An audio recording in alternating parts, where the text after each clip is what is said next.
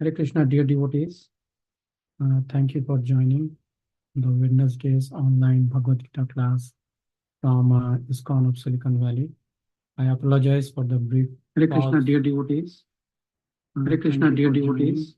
Thank you for joining Bhagavad Gita class the Wednesday's online Bhagavad ISKCON Gita of Silicon class Valley. from I apologize ISKCON for of the brief Silicon Valley. Hare Krishna, dear I devotees. apologize for the brief Hare Krishna, pause. dear devotees. Hare Krishna, dear devotees. Thank you for joining ISKCON of Silicon Valley. I From apologize ISKCON for of the Silicon brief Valley. Hare Krishna, dear I devotees. apologize for the brief Hare Krishna, dear devotees. Hare Krishna, dear devotees.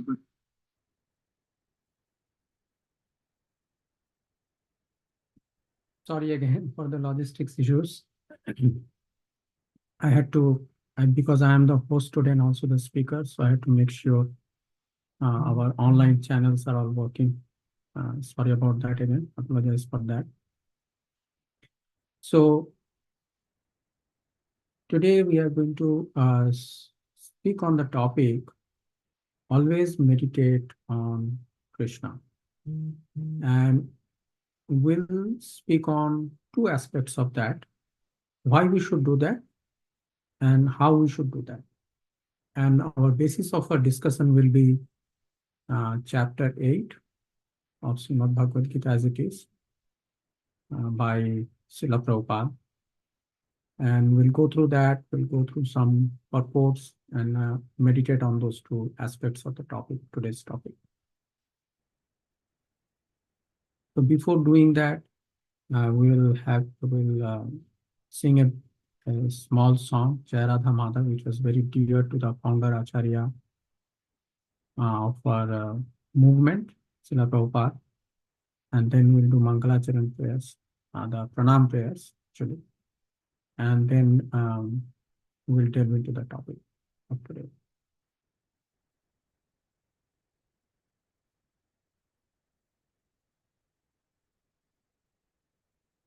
Please bear with me, my computer is slow today.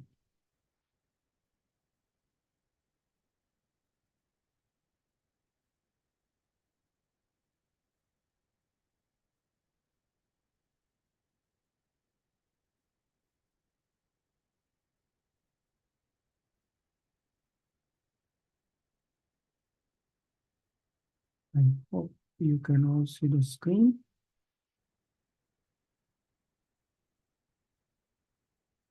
Jaya Radha Madhava Jaya Kunja Bihari Jaya Radha Madhava Jaya Kunja Bihari Jaya Gopijana Vallabha Jaya Girivaradhari Jaya Girivaradhari Jaya Yashodanandana Jaya Brajajanarajana Jaya Yashodanandana Jaya Brajajanarajana Jaya Yamuna Tiravanachari Jaya Kunja Vihari Jaya Yamuna Tiravanachari Jaya Kunja Vihari Jaya Radha Madhava Jaya Kunja Bihari Jaya Radha Madhava Jaya Kunja Vihari Hare Krishna Krishna Krishna Hare Hare Hare Ramo Ramo Ramo Hare Hare Hare Hare Krishna, Krishna Krishna, Hare Hare, Hare Ramo, Hare Ramo, Ramo Ramo, Hare Hare. Now we will go to the pranam prayers. So normally before any lecture we sing these prayers to invoke the blessings of Radha Krishna and their beloved associates, the gopis, as and also invoke the blessings of our previous acharyas, by whose mercy we are able to conduct this class today. They have given the content, the environment, everything, so that we can conduct this class today. ॐ अज्ञानतिमिरन्धस्य ज्ञानाञ्जनाशलाकया चक्षुरुन्मिलितं येन तस्मै श्रीगुरुवे नमः। श्रीचैतन्यमनोभीष्टं स्थापितं येन भूतले स्वयं रूप कदा मह्यं ददाति स्वपदान्तिकम्। वन्देऽहं श्रीगुरो श्रीयुतपदकमलं श्रीगुरून् वैष्णवांश्च श्रीरूपं साग्रजातं सहगना रघुनाथान् पीतं तं सजीवं साद्वैतं सावधूतं परिजनसहितं कृष्णचैतन्यदेवं श्रीराधा कृष्णपादान् सहगना ललिता श्रीविशाखान्वितांश्च। हे कृष्ण करुणा सिंधु दीनबंधु जगतपते गोपेशा गोपिका कांत राधा कांता नमस्तुते। तप्त कांचना गौरांगी राधे वृंदावनेश्वरी वृषभानुसुते देवी प्रणमामि हरिप्रिये। वाञ्छाकल्पतरुभ्यश्च कृपा सिन्धुभ्य एव च पतितानां पावनेभ्यो वैष्णवेभ्यो नमो नमः। जय श्री कृष्ण चैतन्य प्रभु नित्यानंदा श्री अद्वैत गदाधर श्रीवासादि गौर भक्तवृंदा।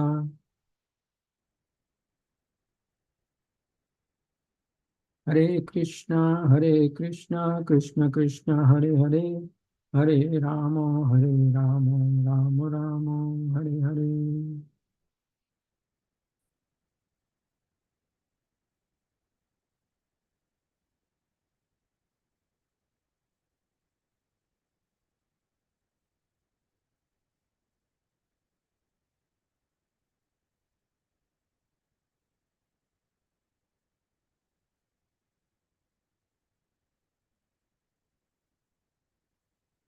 So this is so today's topic again for everyone is always meditate on Krishna. And the chapter 8, Srimad Bhagavad Gita, starts with few questions from Arjuna.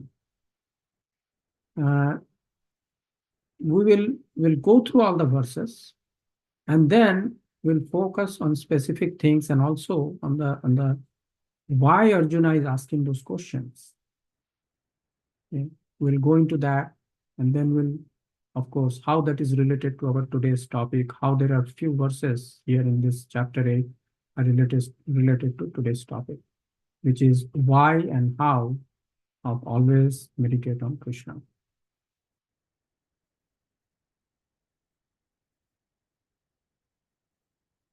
Arjuna inquired, O my Lord, O Supreme Person, what is Brahman? What is the self? What are fruitive activities? What is this material manifestation? And what are the demigods? Please explain this to me. Who is the Lord of sacrifice? And how does he live in the body, Madhusudan? And how can those engaged in devotional service know you at the time of death? This font may be too small. Let me see if I can make it.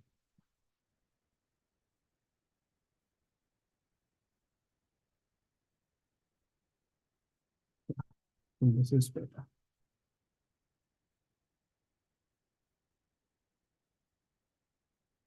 Who is the Lord of sacrifice and how does he live in the body, O Madhusudan? And how can those engaged in devotional service know you at the time of death? Verse 3. The Supreme Personality of Godhead said, the indestructible, transcendental living entity is called Brahman, and his eternal nature is called Adhyatma, the self. Action pertaining to the development of the material bodies of the living entities is called karma or fruitive activities. The rest of the embodied beings, the physical nature, which is constantly changing, is called Adibhuta, the material manifestation. The universal form of the Lord, which includes all the demigods, like those of the sun and moon, is called Aditya.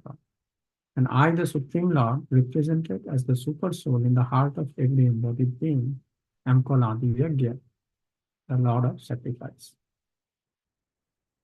And whoever, at the end of his life, quits his body, remembering me alone, at once attains my nature. Of this, there is no doubt. Whatever state of being one remembers, when he quits his body, the son of Kunti, that state he will attain without fail. Therefore, Arjuna, you should always think of me in the form of Krishna and at the same time carry out the prescribed duty of fighting. With your activities dedicated to me and your mind and intelligence fixed on me, you will attain me without doubt. He who meditates on me as the Supreme Personality of Godhead, his mind constantly engaged in remembering me, undeviated from the path, he, O Partha, is here to reach me.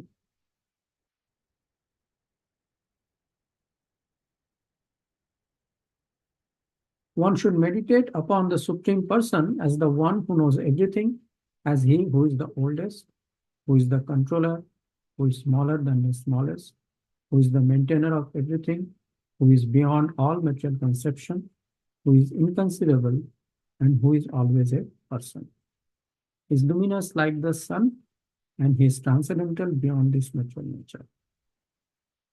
One who, at the time of death, fixes his life hair between the eyebrows, and by the strength of yoga, with an undeviating mind, engages himself in remembering the Supreme Lord in full devotion, will certainly attain to the Supreme Personality of Godhead.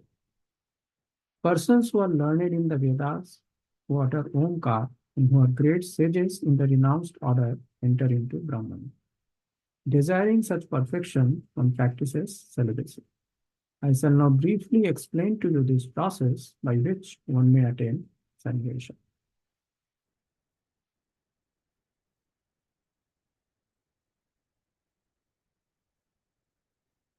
The yogic situation is that of detached from all sensual engagements, closing all the doors of the senses and fixing the mind on the heart and the life hair at the top of the head. One establishes himself in yoga. After being situated in this yoga practice and vibrating the sacred syllable Om, the supreme combination of letters, if one thinks of the Supreme Personality of Godhead and quits his body, he will certainly reach the spiritual planets. For one who always remembers me without deviation, I am easy to obtain, son of Pritha, because of his constant engagement in devotional service. After attaining me, the great souls who are yogis in devotion never return to this temporary world, which is full of miseries, because they have attained the highest perfection.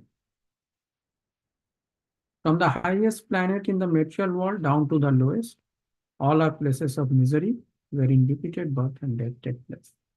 But one who attains to my abode, O son of Kunti, never takes birth again. By human calculation, 1,000 ages taken together form the duration of Brahma's one day, and such also is the duration of his night. At the beginning of Brahma's day, all living entities become manifest from the unmanifest state, and thereafter, when the night falls, they are merged into the unmanifest again.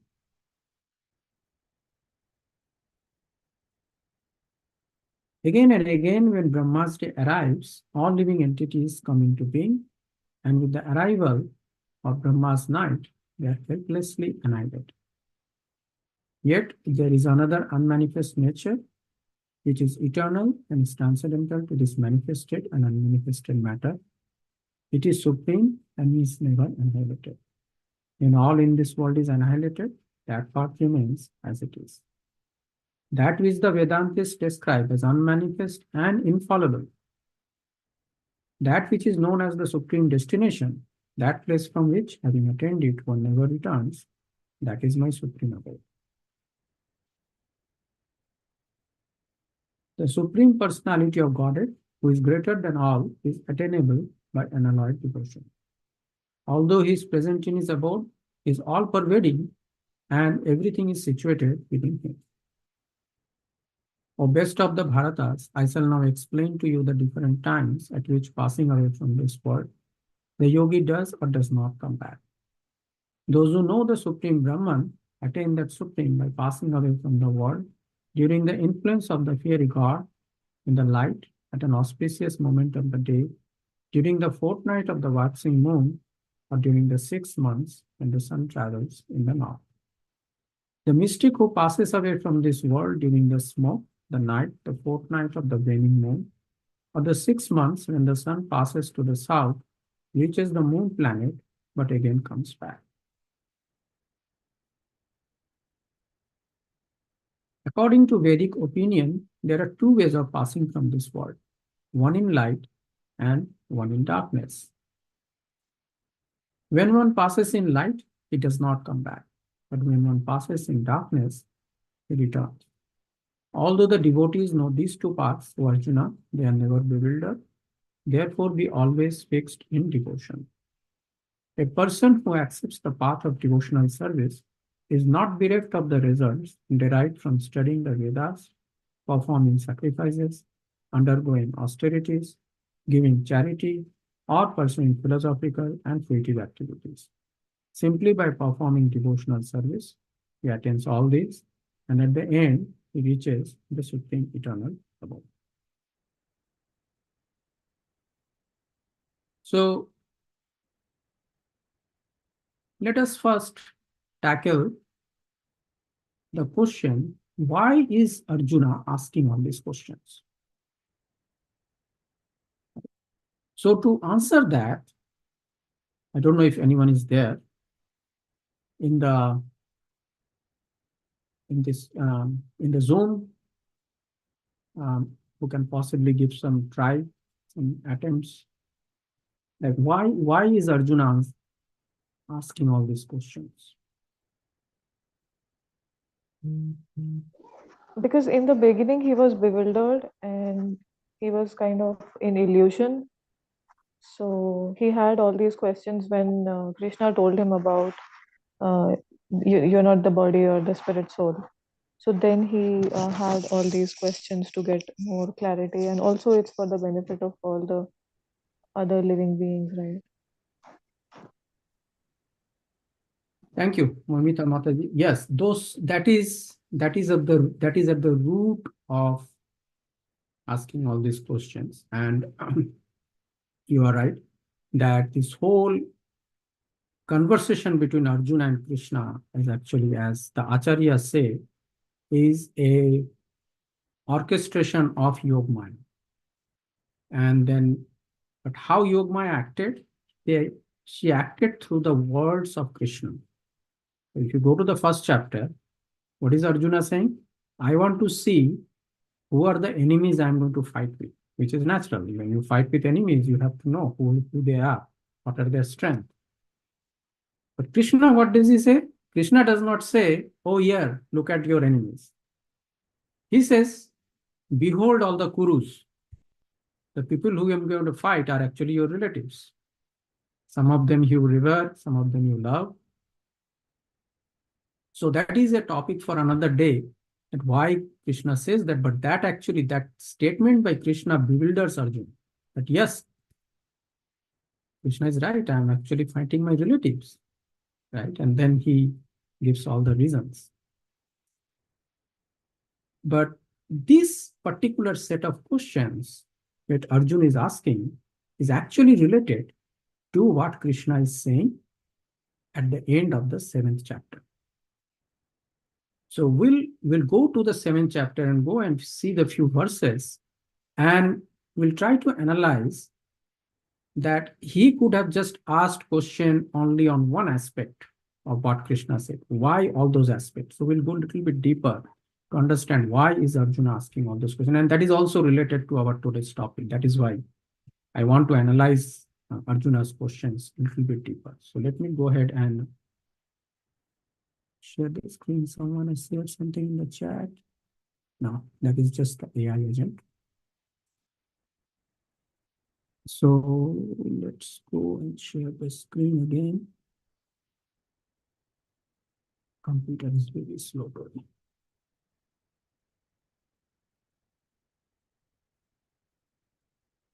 Okay. So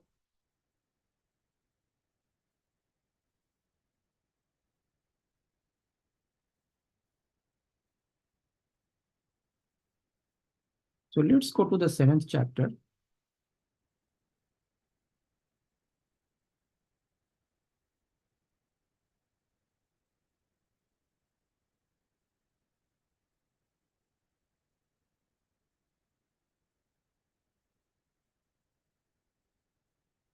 Let's look at the verse 29.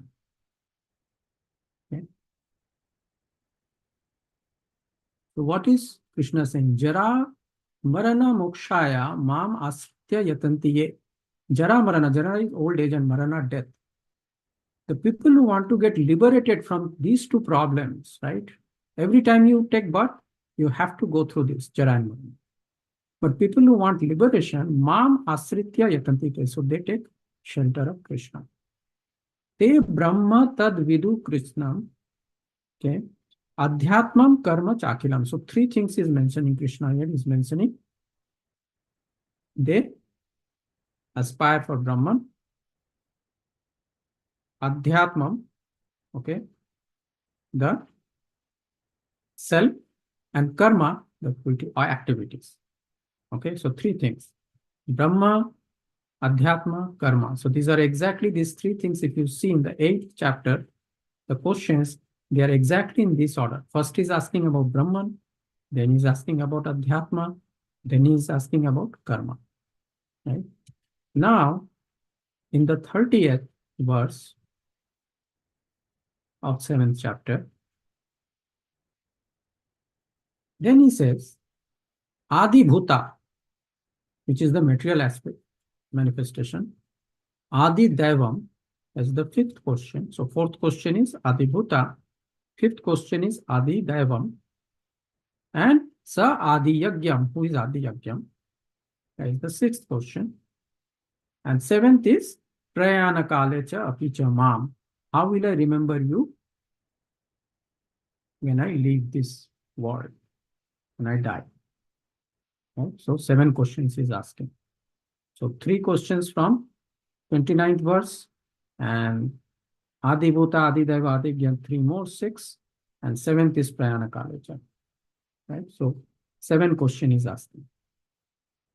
Now, but if you go to the 29th verse again, so ultimate goal is to, at the end of the life, you have to remember Krishna. That's the ultimate goal, because then all the problems are solved. Then you go to Krishna's abode, go to spiritual world, you have all the knowledge, all these questions automatically get answered.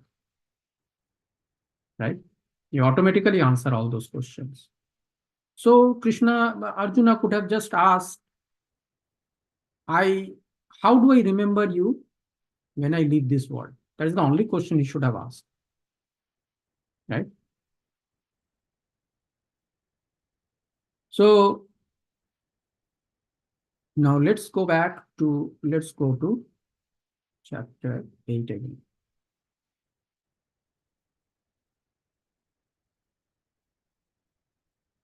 Right? So see, first question is asking what is Brahman.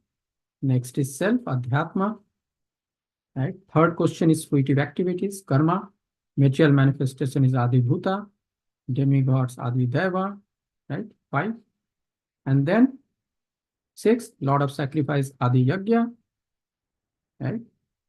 And how does he live in the body? Which is, sorry, lot of sacrifice is Adi Yagya, and then how can those engaged in devotional service know you at the time of death, Prayana Kali? So actually, not 7, there are 6 questions. So 1, 2, 3, 4, 5, 6. Oh, 7, yeah. 6 question is Adi Yagya, and the 7th is Lord at the time of death. And when we go through this, it will become clear why Arjuna is asking, but let's give a little bit of prelude here. Why he is asking this? So there are 2 reasons, okay? Is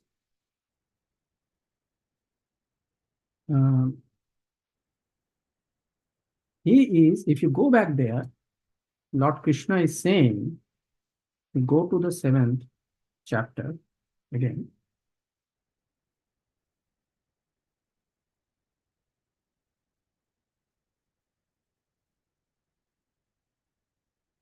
You are with me. The computer is really slow.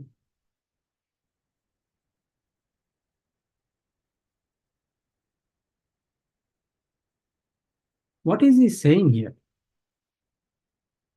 In the 30th verse, is saying, those who in full consciousness of me, who know me, the Supreme Lord, to be the governing principle of material manifestation. So, when we will go in the 8th chapter and we'll read how Krishna is answering those questions, it would almost seem that Adi Deva and Adhyatma, Brahman, and all those are somewhat separate, and Krishna is only there in the heart as Adi Yagya. But here Krishna is saying that he's actually related to other things also. He's the governing principle. He's governing the material manifestation. He's governing the demigods, Adi Deva. He's governing, of course, he's Adi Yagya because he's in the heart.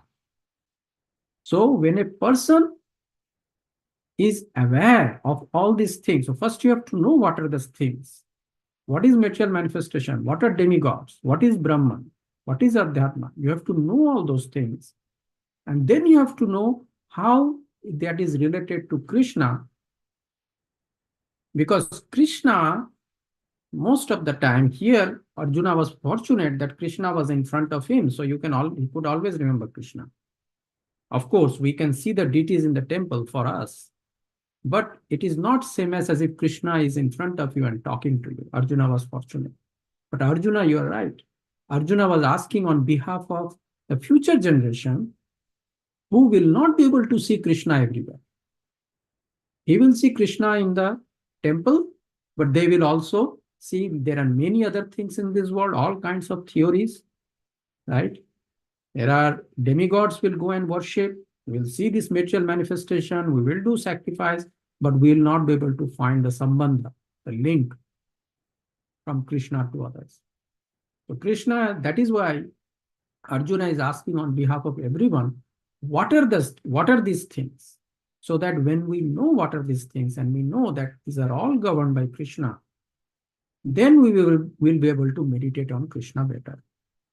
And that's the reason Arjuna is asking all those questions to clarify for us what are these things. But when Krishna is responding to those, he does not clarify that how these other things are related to him being in the heart of every human being. And the reason he does not clarify, because he has already clarified in the 7th chapter, verse 30. He's already clarified that part. Okay. So now we will go to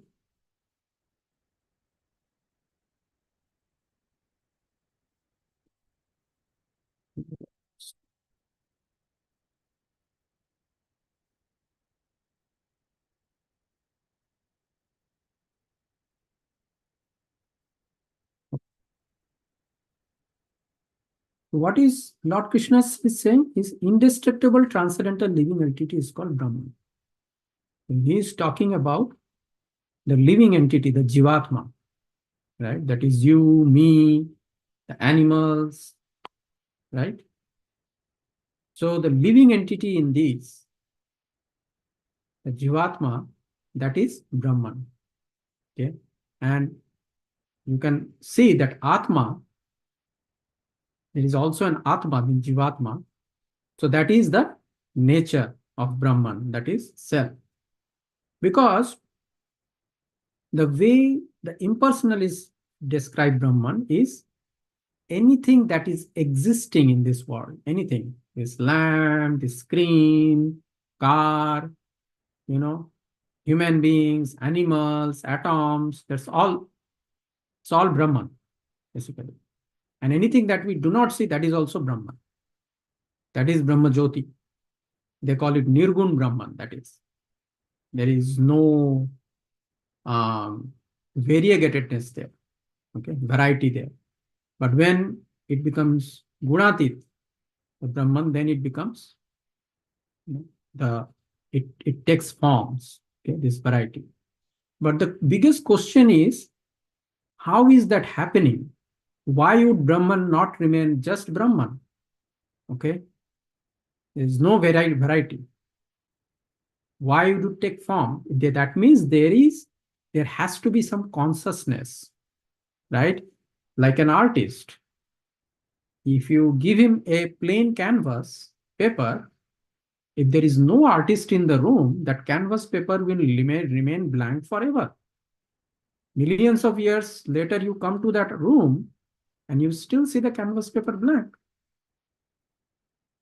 So there is a consciousness who is needed to paint a picture. And that is that Adhyatma, that is the nature of Brahman. The reason why Brahman take forms is because it is the nature of Brahman to have Atma. And Atma signifies consciousness because it's the symptom, right? In the earlier chapters, we said, I think it's in the second chapter, where Lord Krishna is explaining to Arjuna what is Atma, and is saying it's the symptom of the soul. Sorry, what is consciousness? He's saying is the symptom of the Atma, right? So Atma means that thing is conscious. So Brahman becomes conscious because its nature is Adhyatma. So that is why it takes form. It is a conscious entity. Action pertaining to the development of the material bodies of the living entities is called karma, or fruitive activities, right? That's understood. Best of the embodied beings, the physical nature which is constantly changing is Adi Bhuta, right? It is. So nature, what is the important aspect of this physical nature? It is always changing. And Lord Krishna will elaborate that later. Okay. All these questions Arjuna asked and all these replies Krishna is giving, they're all related to the things that Krishna is going to tell. Okay. The universal form of the Lord, which all includes all the demigods like those of the sun and moon, is called Adi Deva. And I, the Supreme Lord, represented as the super soul in the heart of every embodied being, am called Adi Yajna, Lord of sacrifice. So he is personally present as super soul in the heart of every embodied being. That does not mean that he does not have any relation with the other things. The Brahman, Adhyatma, Adi Bhuta, Adi Deva, he does. And that is what he is telling in the 30th verse of the previous chapter, that he is the governing principle. And in this chapter, he actually elaborates also further many of those things. So, having analyzed, the question of Arjuna, why Arjuna is asking so many questions, he could have just asked, how do I know you at the time of death? The reason why he's asking is, we in this world see most of the time, we see things in which we don't find Krishna, right? Most of the time. A very little portion of our time is spent on going to the temple, and we see the deities of Krishna. That too, the deities do not have any conversation with us like a real person. So how do we understand the relationship? How do we understand that Krishna and these energies? Okay, that's the reason Arjuna is asking us all these questions.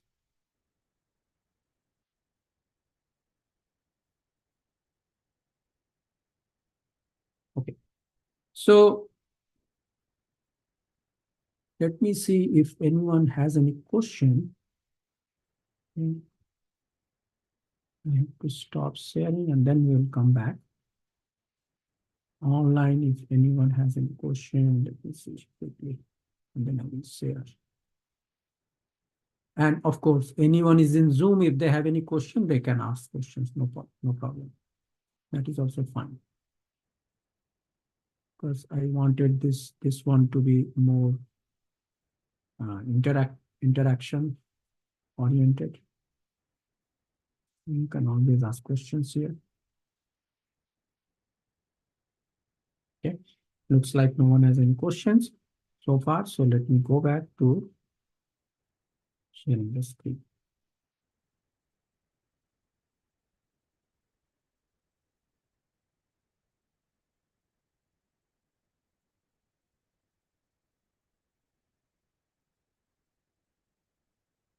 Okay. So here, Lord Krishna is now spending time on the last question of Arjuna, that how can we remember you at the time of death when we leave this body, right? So now why that is important? Okay, let us understand this.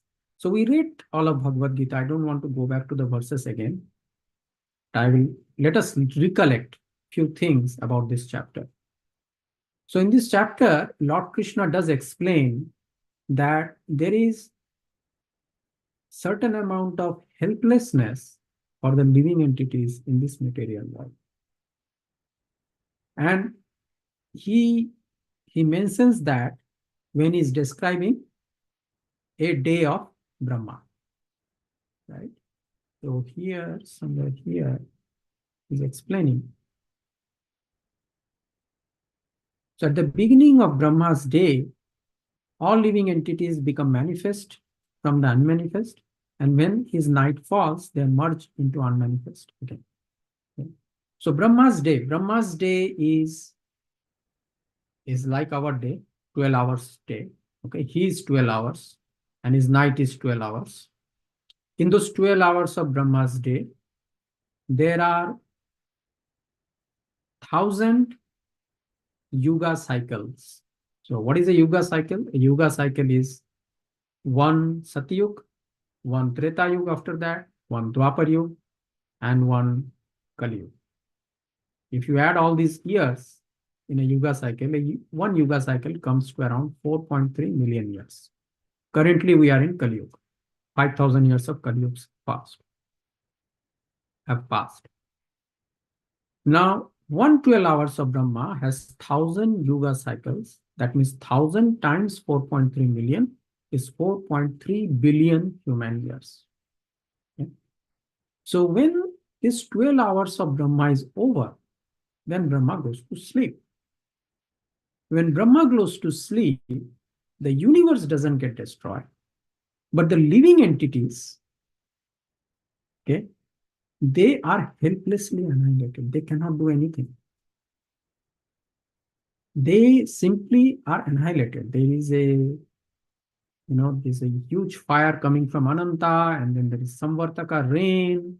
The whole world is flooded, even until the heavenly realm, Swargaloka. Right? Everything is inundated, and except the Janaloka, Maharloka, they survive. But they also feel the heat. Initially the burning happens, right? They also feel the heat. And then when the next day of Brahma starts, this living, again the water subsides, the land comes up, and again the living entities become manifest. But this both manifestation of living entities and becoming unmanifest again, they are completely helpless. They know it is painful, right? But they're completely helpless. And then Krishna says that yet there is another unmanifest nature, which is eternal and is transcendental to this manifested and unmanifested matter. And that part remains as it is. So here Lord Krishna is just talking about Brahma's day and Brahma's night. But when the Brahmas, all 100 years, which is equivalent to 311 trillion human years, is over, then this whole universe goes for a toss. Right? They all kind of get assimilated with the previous element. Like earth gets assimilated in water, water gets assimilated in, I believe it is fire, fire gets assimilated in air, air in ether, ether into mind into intelligence, intelligence into false ego, and the whole universe get absorbed back into, including the demigods present here, into Mahavishnu. Right? So at that time also, and all the jivas, then their desires, they stay in the heart of Mahavishnu, and they themselves, the jivas, they go and stay in the belly or abdomen of Mahavishnu. Right? Because as long as the desires are with the Atma's desires are with Atma, Atma will act and it will need a body. It will always be restless, like the ghosts. You see, the reason why ghostly life is very painful is because they don't have a body. They have desires, but they don't have body. Their life is extremely painful. And that is why they cause disturbance for themselves and for others. Now, so that they can remain suspended in Mahavishnu's abdomen, right, for many trillions of years again, until their new universe is created, their desires are separated and they stay in the heart of Mahavishnu, the living entity's desire. And then the living entities themselves, because they are desireless, they remain suspended in Mahavishnu's abdomen for many trillions of years. And then when again new creation happens, the living entities come up through the heart, they get conjoined with the desires, and then they enter into the universe, which gets created from the force of Mahavishnu. When he, in Yog Nidra, he says, chants Om. At that time, a new universe is created. Anyway, that is the mechanics. But the point I'm trying to make here is these living entities are helpless in this material world. The helplessness of this living entities in material world is what is the point that Lord Krishna is trying to make. But he says, if they go to the transcendental world, which is transcendental to this whole manifest and unmanifest business, then there they will remain peaceful, and that world is never annihilated. And what is that world? That is my supreme abode, that which the Vedantis describe as unmanifest and infallible, which is known as the supreme destination, that place from which, having attained it, one never returns. That is my supreme abode.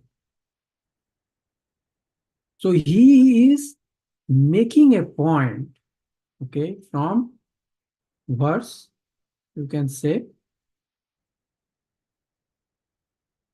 16, yeah, from verse 16 to verse 21, is actually, Lord Krishna is making a point to Arjuna that this is the reason why one should not have a permanent plan in this material world. If you really are so desirous of permanent plan, then have it in the spiritual world. Try to leave this world, because this world is actually a very helpless place. Right? And remember, Lord Krishna says, when he's answering the Arjuna's question, that this material manifestation which is constantly changing. So this is where he's expanding further. What does that mean? How that constant change of this material world is painful for living entities. They are helpless. But there is a place, okay, beyond this material world, where all living entities should aspire to go. And that is Lord Krishna's abode. And that is why, remember, I think it was in probably, I think, 7th or one of those chapters, Lord Krishna is saying that those who meditate on the various devas, demigods, they go to their planets. And those who meditate on me or worship me come to my place. Right? Whatever thing you meditate on, that's where you go. So he's saying, if you want to come to here, which is completely insulated from this manifest and unmanifest business, this helpless situation, you want to come to my abode, where it is transcendental and you will eternally live, then you have to meditate on me. Okay. Now the question comes. So we go to temple, we meditate on Krishna. When we chant our 16 rounds, we meditate on Krishna, if we do it perfectly. I am definitely not one of those candidates. When I chant Krishna, actually, that is the time I think more about other material things. But if one can do that, then at least you are meditating on Krishna in those times. But what about the other times? What about the other times? So, what is Lord Krishna saying about always meditating on him? So let us focus on that part. So now we know the why aspect of it. That why we should meditate on Krishna. Now we will focus on the always part. Okay. And also we'll focus on the how part. Okay. Okay.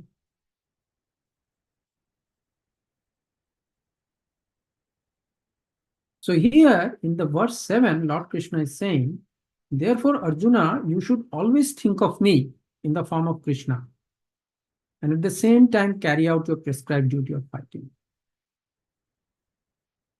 With your activities dedicated to me and your mind and intelligence fixed on me, you will attain me without doubt.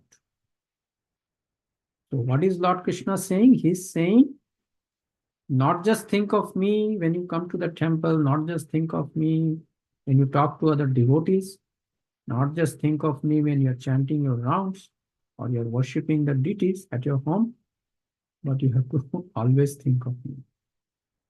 And think of me in the form of Krishna when you are doing your duty at work, when you are driving, when you are going to a place to enjoy, okay, vacation. You have to always think of me. And when you dedicate those activities to me, the mind and intelligence fixed on me, then you will attain me without doubt.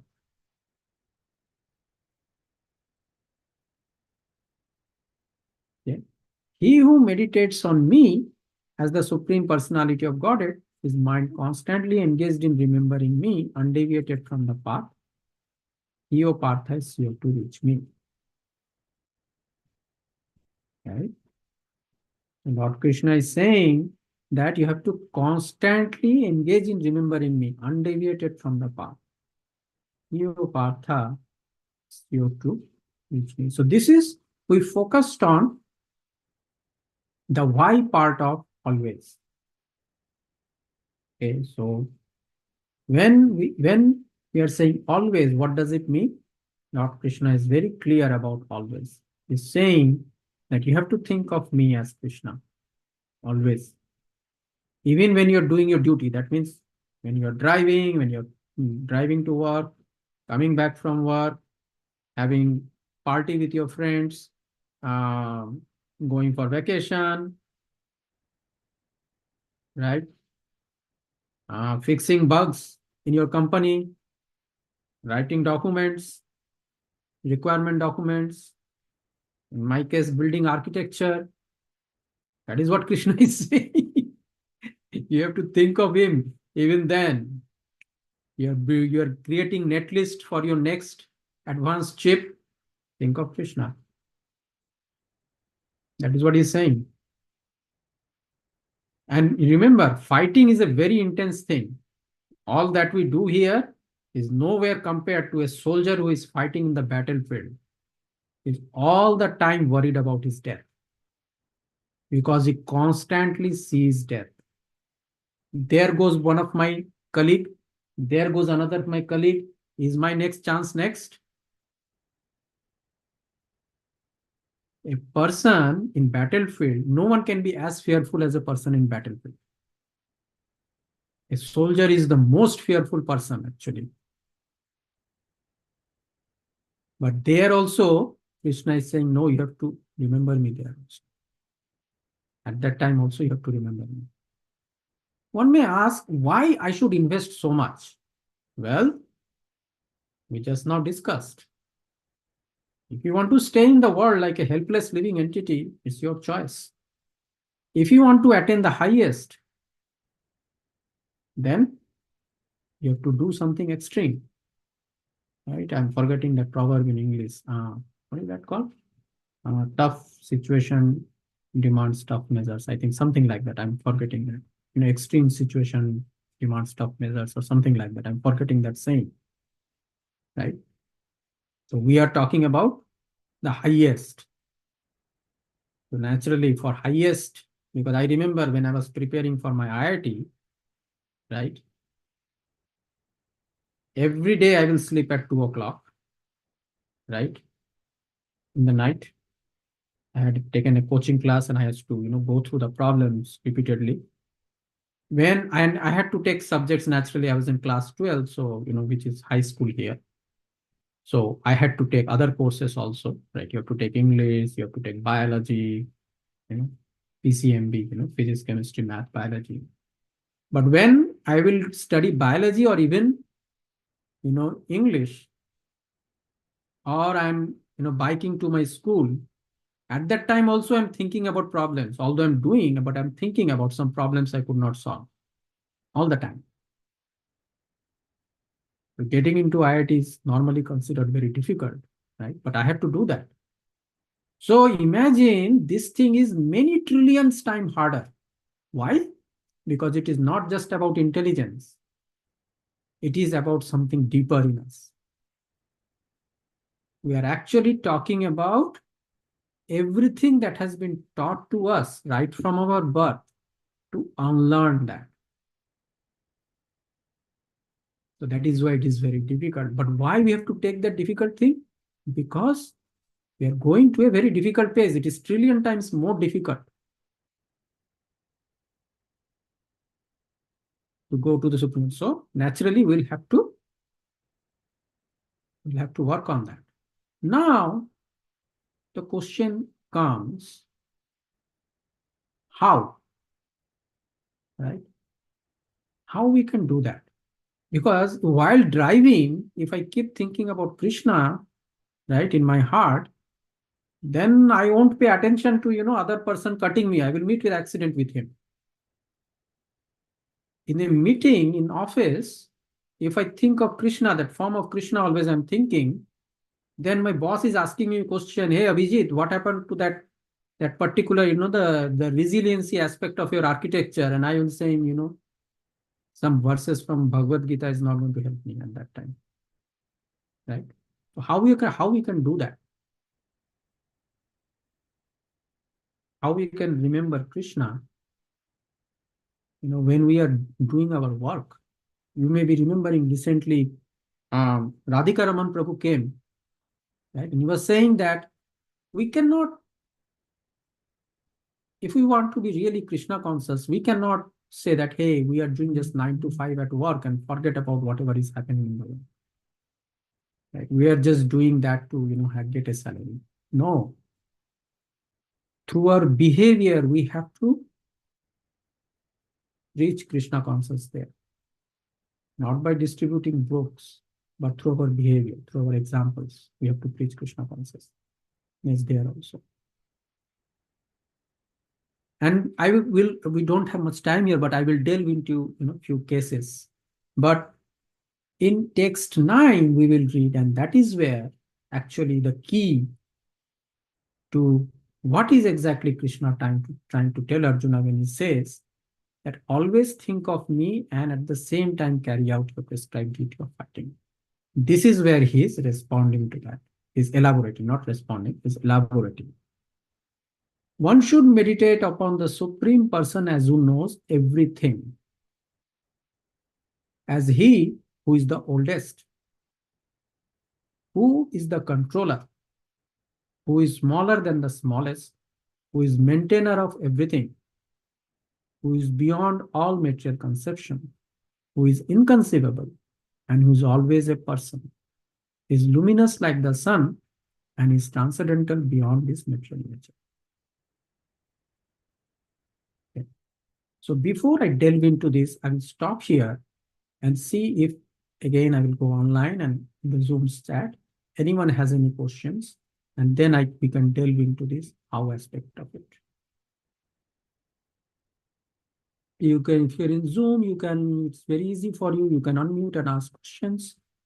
And if you are not in Zoom, then I will go and check online. Anyone has any question? Okay. So no question on YouTube, no question on Facebook, and yep. So any question on the why aspect of always meditate on Krishna, why we should meditate on Krishna?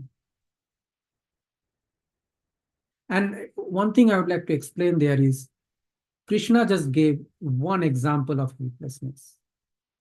But if you look at today's world, you will see that there are many helpless situations. Right? When you go and file taxes, suddenly, it shows that, oh, you have to pay so much. That's it. Can you escape? No, you have to pay. Otherwise, Uncle Sam will come after you. Right? All kinds of things suddenly come. We don't want them, but it comes in our life. Right? So we always have helpless situations.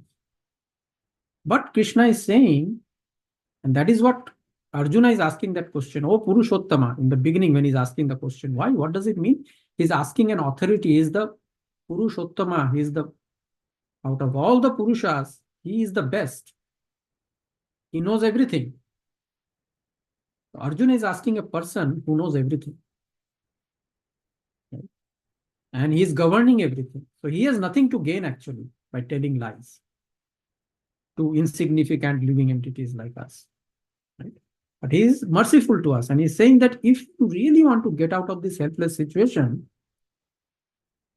there is a place where you won't feel helpless because you will always be under my shelter. That's my spiritual abode. That's my supreme abode. But because it is the ultimate place, okay, so you will have to work for it.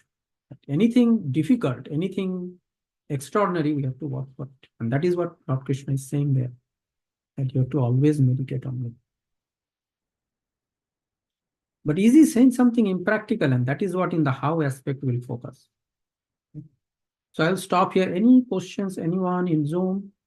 Please feel free. Any questions or even feedback, corrections, everything. I don't know everything.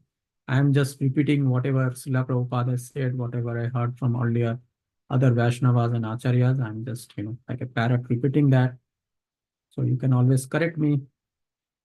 Anyone has any questions? I don't mind. Okay. So looks like folks are good. Devotees are good. So let us go to the how aspect of it. So let me share my screen again.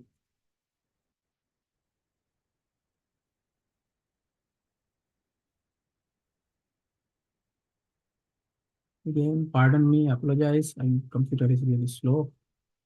Yeah.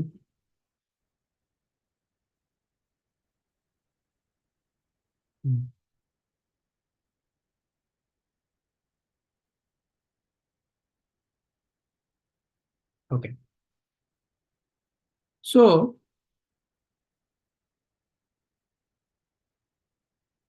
let's focus on the first thing Krishna says. One should meditate upon the Supreme Person. And again, he's repeating, who is always a person. The first thing to understand is he is a person. And let us discuss a little bit why that solves most of the problem. If you have if the Supreme is a person, then you can have a conversation with that person. You have a doubt, you can ask. You need help, you can ask. Right? Now, whatever help you are asking, if it is inappropriate, he may not help you. Okay. And there is another topic also comes into this play, is when I'm saying that you want to have a conversation. Remember, particularly myself, I can tell, is we are conditioned beings. So when we have conversation with ourselves, that conversation, if we are not pure enough, we may be having with the Maya. Okay. So sometimes we may be doubtful that the response we are getting in our mind, is that coming from super soul, or is that my own mental concoction, right? And that is why this supreme person, Krishna, actually, like in the fourth chapter, he says he comes as a self-realized devotee. And the self-realized devotee will always say things which is Shastra, as per Shastra, scriptures, based on scriptures, because he has realized the scriptures. For him, scriptures is not an intellectual, is not a exercise in intellectual gymnastics. He has realized those scriptures, right? He can see Krishna speaking in those scriptures. He sees Krishna everywhere in the scriptures. So he's always whatever is responding is his realizations based on scriptures. And he normally doesn't contradict the other sadhus, the previous acharyas. So you can, if you accept one of the self-realized person as your spiritual master, then you can rely on that person, that if you have a doubt that is coming to your mind, whether it is Krishna speaking or it is Maya, you can always validate with him. Because even if you go and read the scriptures, as you know, Bhagavad Gita itself, there are many versions of Bhagavad Gita. And the reason is, many of those people are using their own mental concoction to interpret Bhagavad Gita. Right? So just reading the scriptures when we are conditioned may not always be helpful, although it can be helpful sometimes. So you have to always, if there is a doubt, you have to always validate with those who are more senior, more self-realized. So that is the advantage of having a person. So when Lord Krishna is saying that I am a supreme person who knows everything, right? He is actually not just talking about him, but he is representatives also.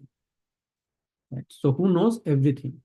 So let's focus on the aspect of who knows everything. If someone imagine he knows everything, okay, what does it mean?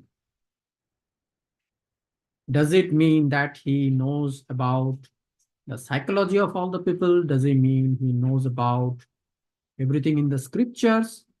Does it mean he knows about software design? And does he know about how to fix a vehicle if it has gone bad? So is one place in Bhagavad Gita, Lord Krishna is saying that as Paramatma, he sanctions and permits. That means, what does it mean? Anything we are doing is directed by him. This body, which includes mind and intelligence, remember that it is actually not controlled by our soul. Soul desires, and it is the super soul which is actually making the body move to satisfy that desire. So one can always say, oh, so all the bad things I'm doing, it is the super soul who is doing. No, but super soul is doing because of your desire. Your desire is the problem, not the super soul what is doing. Super soul is just carrying out your order. So the person who is desiring, he's he is at fault. He or she is at fault. The Atma is at fault. Right? So the super soul is he is directing everyone. So that means he's directing a mechanic, he's directing a car designer, he's directing the scientists who are coming up with all those theories, mathematical models, he's directing the historians. So all the things that is happening in this world, we with willingly or unwillingly, he is directing. Because many things, many bad things we do, he permits us to just let us have it our way and see that we will be unhappy. Sometimes we are so adamant about doing certain things which are not good for us that he lets us, okay, you try it and see how it goes. But he does caution through the scriptures. You will see whenever a person does a bad thing, he has a certain element of, when he knows it's bad, actually, there is certain element of hesitation in his heart. Where that hesitation comes, that hesitation actually comes from super soul. That super soul is causing hesitation in your heart to do that bad thing. If you can identify, if you can pay attention that this hesitation is actually coming from super soul, then you will, caution yourself into not doing that thing. Whenever we do bad things, that hesitation always comes from super soul. So he knows everything. So what does that mean? Does that mean that when we face a problem in our office, we can lay the problem in front of the super soul and ask help from him? Genuinely, you have to be very sincere. Remember, with super soul, we have to be very sincere and open. If super soul is directing, yes, you have to do this hard, take this hard path, then we take that hard path. Super soul will never direct you to take shortcuts. If that were the thing, then Krishna would have told Arjun, look, as a death in the 11th chapter, right? His universal form, I am, time, right? He says, time I am. And Arjuna is asking, who are you with this so fierce form, right? Expanding everywhere. And Lord Krishna says, I am time and I destroy, basically. And he sees all this, Bhishma, Dronacharya, Karna, everyone moving into his fiery mouth. So Krishna said, I will arrange someone else. You don't feel like fighting, you are my friend. I give you a break. Go to the forest. He could have said that. No, face the life. That's your life. You are a Kshatriya. You are supposed to protect the religious principles. You have to fight. So you have to fight. So that is what. So normally, whenever you see Maya, always you will see they kind of impels us to take shortcuts. Whenever you see that we are taking a shortcut, that most probably is coming from Maya. When we are taking a difficult path as approved by the scriptures, that is actually coming from super soul. Okay. So who knows everything? So if you have a problem, difficult problem, either financial or corporate or office, lay the problem, ask help from Krishna as a super soul. I am just telling you my experience. He helps. He gives you he makes you see some things which you have not seen. You will be surprised. He did not, he went to Sandipana Muni and just read, if you just, there are people who accept Krishna as, just like a human being. He went to Sandipani Muni and he just studied some Vedic scriptures, martial arts, and all those things. How on earth he will know about all this, certificate of deposits and Fed raising interest rates and my design problem I'm facing, about my boss. I mean, he knows everything. Because remember, he's in everyone's heart as super soul, just like he knows you. Right? In 13th chapter, he's saying, Lord Krishna, that in every living entity, there are two knowers. One is we, the living entity. There is another knower, which is myself, Lord Krishna is saying, and I am the knower of all the bodies. So he knows everything. Because ultimately, all the things we are dealing with are creations of Krishna or his energy. All this material manifestation is creation of his energies, right? Prakriti. And all these wonderful gadgets and everything, these are all creation of various living entities. But these living entities are made up of what? The five elements, right? Earth, water, air, ether, fire, right? Like this fire in the stomach, right? And the three things, mind, intelligence, and false ego. Everything you create is based on this mind, intelligence, and false ego. Right? So if you're saying that, oh no, I invented this based on the things I learned there, but what you learned, who created those? So if you keep going back, you will see everything ultimately, directly, indirectly, is created by Krishna or his energy. So there we come about the second aspect. He is the oldest. Why he says he is the oldest? Lord Srila Prabhupada is in the purport, he's explaining the reason why Krishna says he is the oldest, that everything else came after him, which means they were all, he is the source of everything else. That is why Lord Krishna is saying he is the oldest. So he is the source, everything in this world. And that is what we are explaining just now. The new product you are making or the garland you are making, whatever you are making, they're ultimately made by living entities. These living entities are made up of these 8 elements. Right? And if they say, I got this knowledge from X, another person, that person also got from someone else. Right? Ultimately, all this knowledge of whatever we are doing is directly or indirectly coming from Krishna.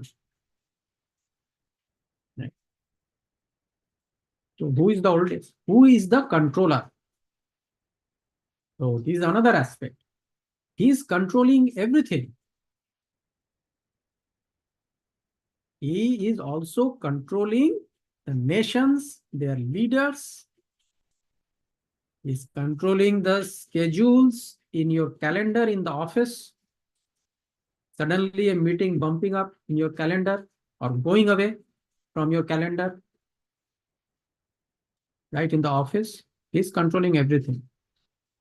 He's either controlling through your desires, or controlling through the desire of your boss, of your colleagues. Now, this is a very important aspect.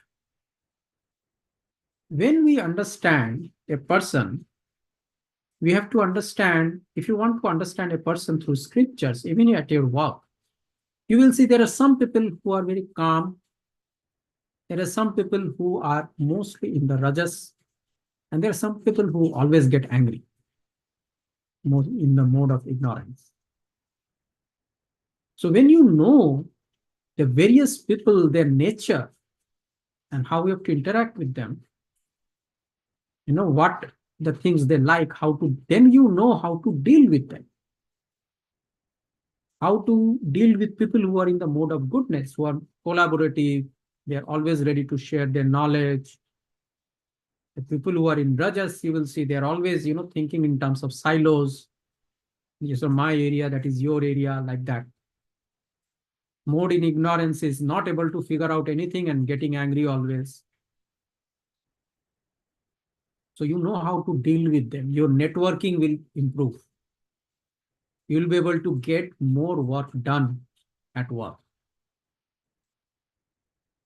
But when you understand that Krishna is only acting to all these people, like in Bhagavatam, in place one purport is it actually comes from Kaustiki Upanishad. That is a very interesting thing. It is mentioned that if you want to carry out activities that take you to the hell, super soul will help you. And if you want to do the activities that will take you to the heaven, super soul will help you. You have to decide what you want to do. So there, that example is given like a thief and a landlord.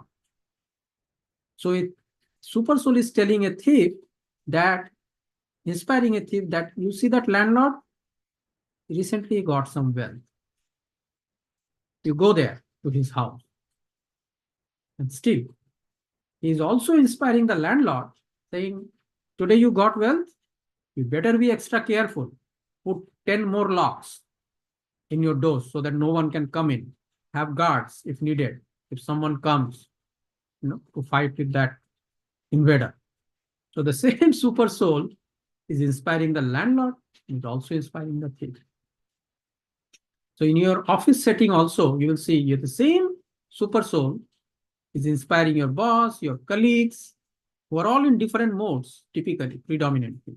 And you can understand why they are. And remember, there's another thing that has been said, I think it's in probably 17th chapter.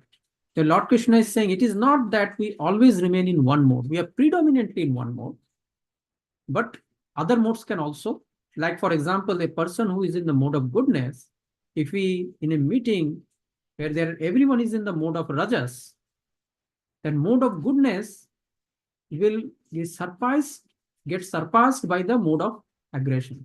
He may not be as aggressive as other people, but some element of aggression you will see in that person. So you will see that Lord Krishna, through his scriptures, by being present in everyone's heart, how he is controlling the world.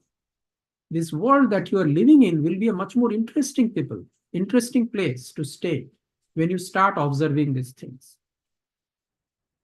And see how he is controlling everything wonderfully. Right? And thus you are meditating on Krishna. So we are actually describing the how aspect.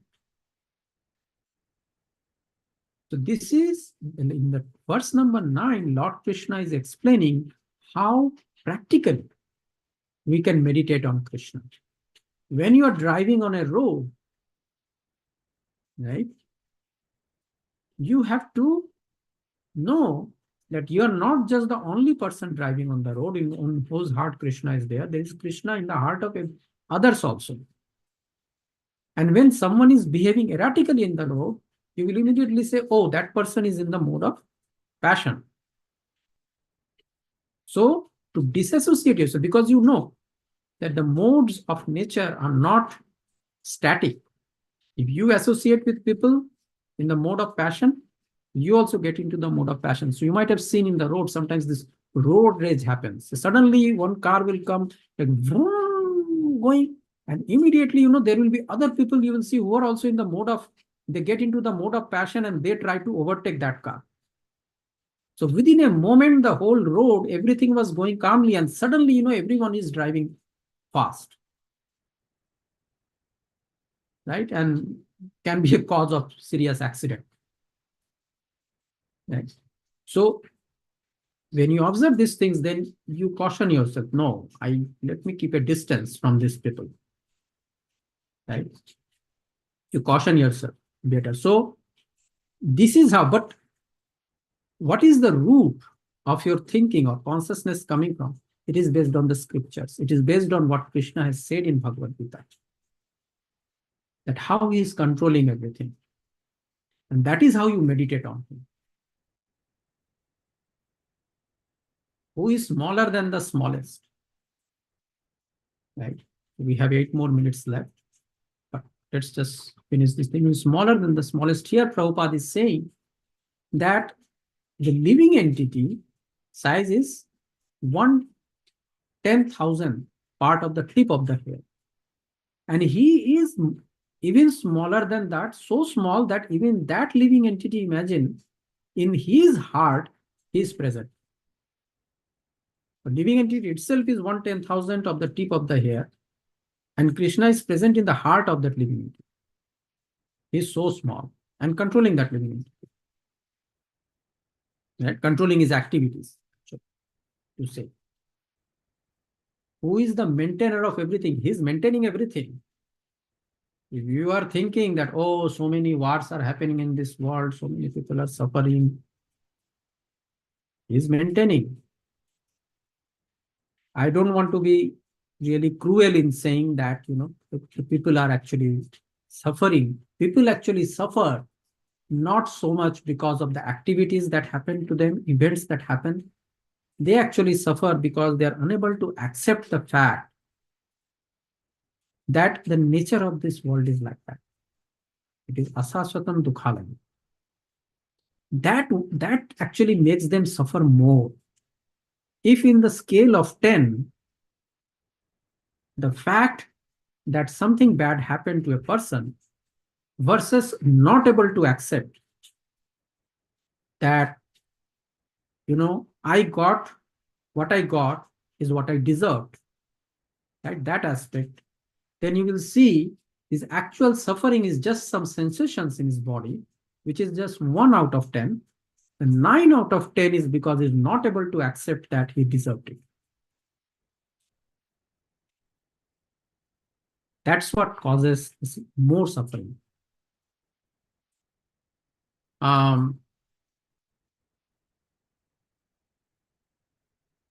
I will read, today I was reading Bhagavatam, and I will read that verse to you guys. It's a very interesting verse I read, that why this world is created, right?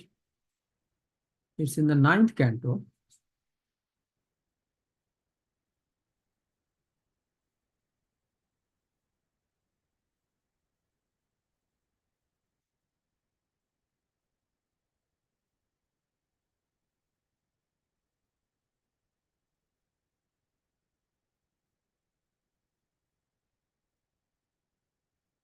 Liberation. Go to the last chapter, and verse is towards the end.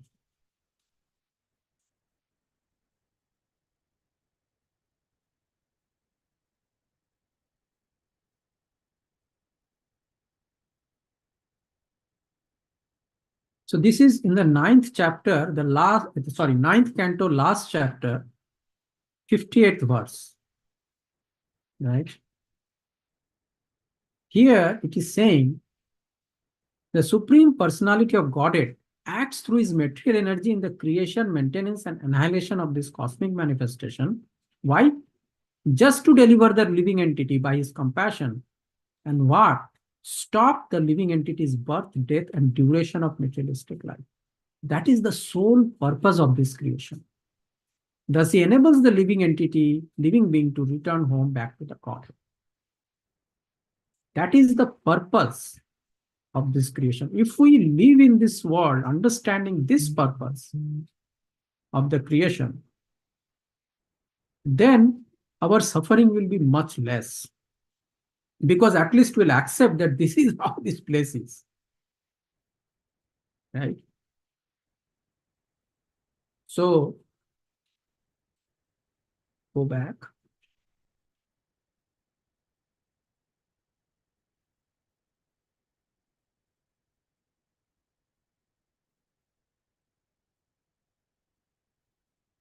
So who is beyond all material conception? That is the next. So he's maintaining everything. Okay. And this is the nature of the world. We just now read, that 9, I think it's the 24th chapter, 9, 24, 58. The purpose of this world. Then we become peaceful with ourselves. And our past karmas from this and many, many lifetimes, as it slowly kind of cuts our karma, slowly our pain will go away, and a time will come when we'll be very peaceful. And we'll see everything in this world is working as it should. We will see Krishna everywhere. Is working perfectly. Okay? And will be eligible for liberation from this world. Right? This helpless world will be eligible for liberation. Who is beyond all material conception, who is inconceivable, and who is always a person. So this is another aspect. Is if someone says that this person is in every atom, based on the conception of atom we have, it will be unbelievable for us. How can this person, even if we say this Paramatma is like 8-inch or like one span in our heart, but that is what the sages have described. Right? Both the space and time are relative. It is subjective. It is not space and time in the Vedic conception. Is always remember it is, and that is another topic for another day. It is whether this world or the views of the world we see, is it a subjective or objective? As far as Vedas is concerned, this world is actually a subjective world. It's not an objective world. The objectivity of this world is an illusion that has been created here so that we can reliably interact with other living entities and get our job done. But at the essence, this world is not objective. It's a subjective world. Everyone sees the world their way. And ultimately, it is the subjective vision of Mahavishnu in form of time that has created this world. Just his glance on this material nature, and this world got created. So this is a subjective world. Yeah. Anyway, so all material conception who is inconceivable. So that is why his description he gave, right? He's saying that who knows everything. How can a person know everything, right? He's the oldest, controller, smallest, maintainer of everything, right? It is unbelievable. And that is why he has been said is beyond material conception and he's inconceivable. And who is always a person. Is luminous like the sun and is transcendental beyond this material nature. So we are almost about time. So if someone can meditate on Krishna like this, right?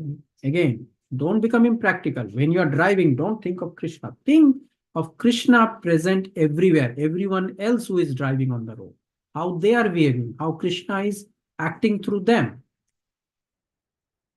right?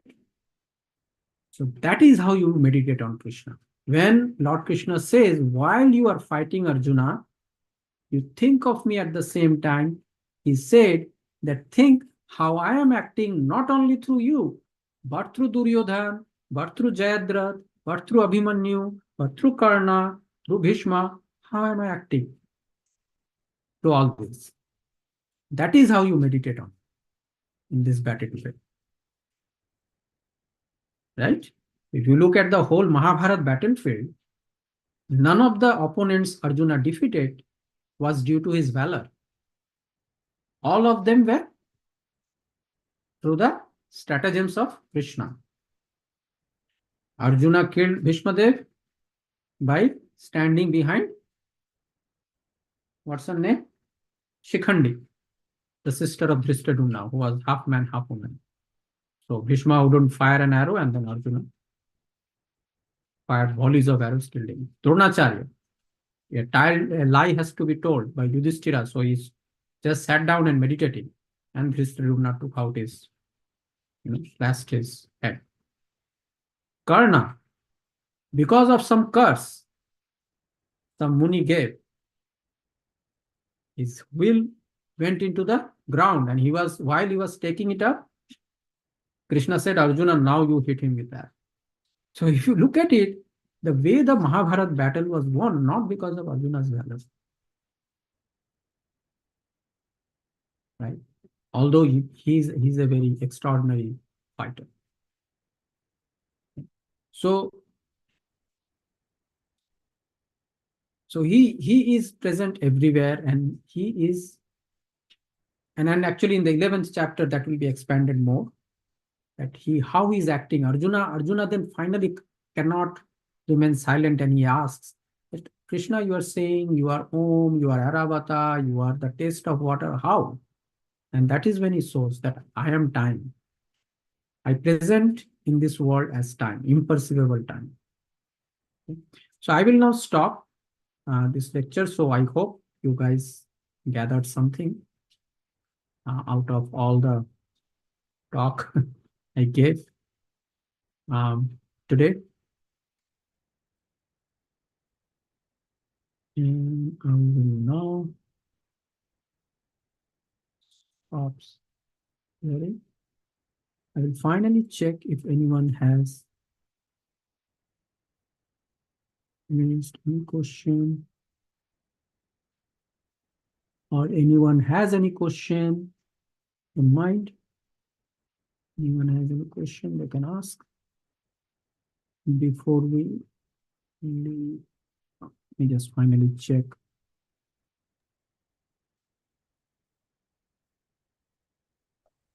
In the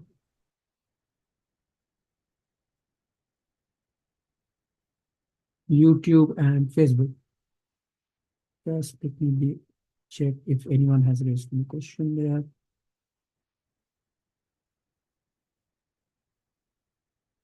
मैं Brazil से हूँ और अभी इसे देख रहा हूँ. Okay. One Prabhu, Rodolfo Prabhu is saying that. And in Facebook, we don't have any questions here. Okay. So if anyone has in the Zoom chat, they have any questions, please unmute and ask any questions or even corrections. I'm fine with that. I don't claim that I know everything. Yes, Mataji, do you have anything, any comments?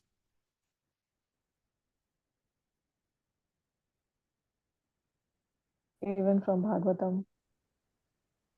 Thank you Say very that much again. for the class. I was Okay, saying thank thank you you. very much, Prabhu. It was a very nice class. A lot of interesting points you covered. It was very nice. Thank you. Thank you for your encouraging words, Mataji. Okay, we are already past 5 minutes. Thanks a lot. So we will go ahead and close this session. Thank you, everyone, devotees who have joined online, taking time from your busy lives, and I'm joining this class. Thanks a lot for joining online. And we'll close the session now. Vanchakalpatarubhyascha kripasindubhyeva cha patitanam vaishnavebhyo namo namaha. Thank you, devotees. We'll close the Hare session now. Krishna. Hare Krishna.